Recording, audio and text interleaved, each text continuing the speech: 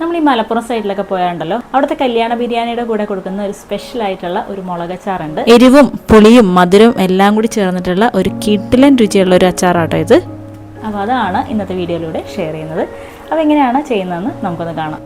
അതിന് വേണ്ടിയിട്ട് 1/4 കിലോ ഇതുപോലുള്ള ഉണ്ട മുളകാണ് ഞാൻ എടുത്തിട്ടുള്ളത്. നന്നായിട്ട് കഴുകി വൃത്തിയാക്കിയതിന് ശേഷം അതിൻ്റെ ബാക്കിലുള്ള ഞെട്ട് ഇതുപോലെ ഒന്ന് അടർത്തി മാറ്റിയിട്ട് നമുക്ക് ചെറുതായിട്ട് ഇതുപോലെ ഒന്ന് സ്ലിറ്റ് ഇട്ട് കൊടുക്കുകയാണ് വേണ്ടത് കേട്ടോ. എന്നാൽ മാത്രമേ അതിൻ്റെ ഉള്ളിലോട്ട് ആ ഒരു ശർക്കരയും മസാലകളെല്ലാം ഒന്ന് പിടിച്ച് കിട്ടി ആ എരിവൊക്കെ ഒന്ന് മാറിക്കിട്ടുള്ളൂ. ഇതിപ്പോൾ എല്ലാ മുളകും നന്നായിട്ട് ഞാനൊന്ന് വരഞ്ഞു കൊടുത്തിട്ടുണ്ട്. ഇനി നമുക്ക് അടുത്ത പരിപാടിയിലോട്ടൊന്ന് പോവാം. 3 നാരങ്ങ വലുപ്പത്തിലുള്ള പുളിയാണ് എടുത്തിട്ടുള്ളത്. ഏകദേശം ഒരു 1/2 കപ്പ് വാളംപുളിയാണ് എടുത്തിട്ടുള്ളത്. അപ്പോൾ വെള്ളം ഒഴിച്ചിട്ട് നന്നായിട്ടൊന്ന് കുതിരാൻ വേണ്ടിയിട്ട് മാറ്റണം. അപ്പോൾ നന്നായിട്ട് ഇതുപോലെ കൈകൊണ്ട് ഞെരടിയതിന് ശേഷം കുറച്ച് സമയം ഒന്ന് ഇത് മാറ്റി വെക്കണം കേട്ടോ. പുളി നന്നായിട്ടൊന്ന് കുതിർന്ന് വരട്ടെ. ഇനി ഇതിന് വേണ്ടിയിട്ടുള്ള ശർക്കര ഒന്ന് ഉരുക്കിയെടുക്കാം. അപ്പോൾ അതിന് വേണ്ടിയിട്ട് 1/2 കപ്പ് ശർക്കര പൊടിച്ചെടുത്തതാണ്. അതൊരു പാനിലോട്ട് ഇട്ട് കൊടുക്കുന്നുണ്ട്. ഇതിനോടൊപ്പം തന്നെ 1/2 കപ്പ് വെള്ളവും കൂടി ചേർക്കുന്നുണ്ട്. ഇത് നന്നായിട്ട് ഇതൊന്ന് ഉരുക്കിയെടുക്കാം കേട്ടോ. ജസ്റ്റ് ഒന്ന് മെൽറ്റായിട്ട് കിട്ടിയാൽ മതിയാവും. അപ്പോൾ നന്നായിട്ടൊന്ന് തിളച്ച് തുടങ്ങിയിട്ടുണ്ട്. നമുക്കിത് ഓഫാക്കിയിട്ടൊന്ന് തണുക്കാനായിട്ട് മാറ്റാം. ഇപ്പോൾ വാളംപുളി ഇത് നന്നായിട്ട് ഒരു 10 മിനിറ്റോളം നമ്മൾ വെക്കുക. അപ്പോഴാണ് നന്നായിട്ടൊന്ന് കുതിർന്ന് കിട്ടുന്നത്. ഇനി നമുക്കിതൊന്ന് ഊറ്റിയൊന്ന് മാറ്റിയെടുക്കണം. ഇപ്പോൾ ഇതാ പുളി നന്നായിട്ട് ഞാൻ പിഴിഞ്ഞ് ഒന്ന് മാറ്റിയിട്ടുണ്ട്. 1 കപ്പ് പുളിവെള്ളമാണ് പിഴിഞ്ഞതിന് ശേഷം ഉള്ളത്. 250 ml കപ്പിൽ 1 കപ്പ് ഉണ്ട് കേട്ടോ. ഞാൻ തന്നെ നമുക്ക് കുറച്ച് എണ്ണ ഒന്ന് ഒഴിച്ചു കൊടുക്കണം. ഒരു 2 ടേബിൾ സ്പൂൺ എണ്ണ ഇട്ട് കൊടുത്താൽ മതി. ഇതിലോട്ട് നമ്മൾ എടുത്തു വെച്ചിട്ടുള്ള പച്ചമുളക് ആദ്യം തന്നെ ഒന്ന് ഫ്രൈ ചെയ്ത് മാറ്റണം. ഇത് 2-3 മിനിറ്റ് ആ മുളക് നന്നായിട്ടൊന്ന് ഫ്രൈ ആയിട്ട് വരുന്നവരെ ഒന്ന് ഇളക്കി കൊടുത്താൽ മതി. ഇതിപ്പോൾ റെഡി ആയിട്ടുണ്ട് കേട്ടോ. ഇനി നമുക്കൊന്ന് കോരി മാറ്റാം. അപ്പോൾ കംപ്ലീറ്റ് ആയിട്ട് ഞാൻ ഇതുപോലെ കോരി മാറ്റിയിട്ടുണ്ട് കേട്ടോ. ഇനി ഇതേ എണ്ണയിലോട്ട് തന്നെ നമുക്ക് കുറച്ച് കടുകൊന്ന് പൊട്ടിക്കണം. ഇതിനോടൊപ്പം തന്നെ കുറച്ച് ഉലുവ കൂടി ചേർക്കുന്നുണ്ട്. ഇതിലോട്ട് നമുക്ക് 1 സ്പൂണോളം വെളുത്തുള്ളി ചതച്ചത് ചേർക്കാം. കൂടെ തന്നെ 1 സ്പൂണോളം ഇഞ്ചി ചതച്ചതും ചേർക്കാം. നന്നായിട്ടൊന്ന് വഴറ്റി കൊടുക്കണം. ഒരു 1/4 ടീസ്പൂൺ മഞ്ഞൾപ്പൊടി ചേർക്കാം. കൂടെ തന്നെ ഒരു ചെറിയ സ്പൂണോളം മുളക് പൊടി.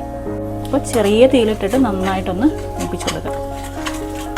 ഇതിപ്പോൾ ഒന്ന് മൂത്ത് വന്നിട്ടുണ്ട്. ഇതിനോട് നമ്മൾ വറുത്ത് വെച്ചിട്ടുള്ള പച്ചമുളക് ചേർത്ത് കൊടുക്കാം.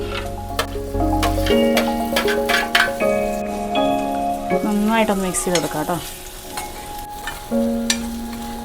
അപ്പം നന്നായിട്ടൊന്ന് മിക്സാക്കി കൊടുത്തിട്ടുണ്ട്.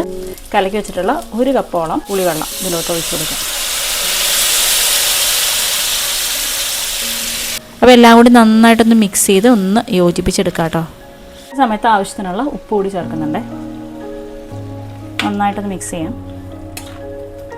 തിളച്ച് തുടങ്ങിയിട്ടുണ്ട്. ഈ സമയമാകുമ്പോൾ നമ്മൾ എടുത്തു വെച്ചിട്ടുള്ള ശർക്കരപ്പാനി, ഏകദേശം ഒരു 1/2 കപ്പ് ശർക്കരപ്പാനിയാണ് ഇപ്പോൾ ഞാൻ ഇതിലോട്ട് ചേർത്ത് കൊടുക്കുന്നത്. ഇത് നന്നായിട്ടൊന്ന് കുറുകി ഒന്ന് വറ്റി വരണ വരെ നന്നായിട്ടൊന്ന് ഇളക്കി യോജിപ്പിക്കണം. നന്നായിട്ട് കുറുകി കഴിയുമ്പോൾ നല്ല തിക്കായിട്ട് നല്ലൊരു ബ്രൗണിഷ് ഷെയ്ഡിലോട്ട് മാറും.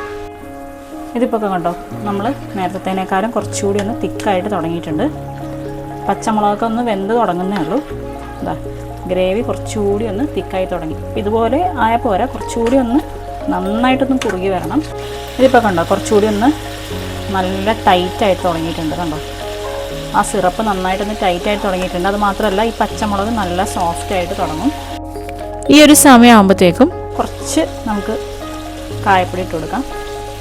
ഒരു 1/4 ടീസ്പൂണോളം ഉലുവ പൊടിച്ചതും കൂടി ചേർക്കുന്നുണ്ട്. ഏകദേശം ഒരു 3/4 ഭാഗത്തോളം വറ്റി കഴിയുമ്പോൾ നമുക്കിത് ഓഫാക്കാം കേട്ടോ. ഈ ഒരു പാകമാകുമ്പോൾ നമുക്ക് ഓഫാക്കാം.